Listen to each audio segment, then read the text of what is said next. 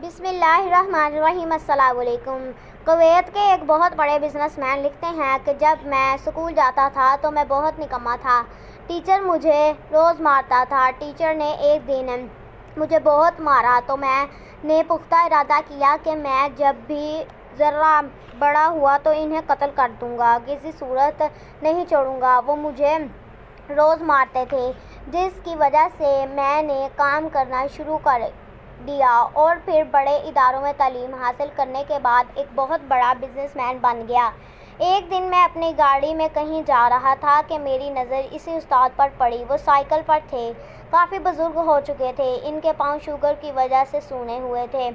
مجھے دیکھتے ہی بولے، علی۔ میں گاڑی سے بھاگ کر اترا۔ وہ مجھے دیکھ کر بہت خوش ہوئے، پھر ایک دم ہاتھ جوڑ کر بولے کمزور آواز، یار مجھے معاف کر دینا، میں تجھے بہت مارتا تھا، پر اس لیے مارتا تھا کہ تم کچھ بن جاؤ، اور آج کسی مقام پر تمہیں دیکھ کر رو پڑا ہوں کہ میرا شاگرد آج بڑی گاڑی میں بیٹھا ہے۔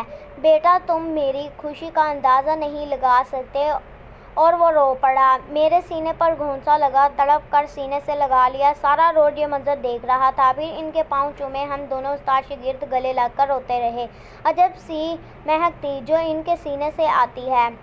ان کی چھاتی میں سکون محسوس ہو رہا تھا، ابدی سکون۔ جس راہ چلتے بندے کو پتہ چلا استاد شاگرد کا پیار دیکھ کر وہ بھی رو پڑا۔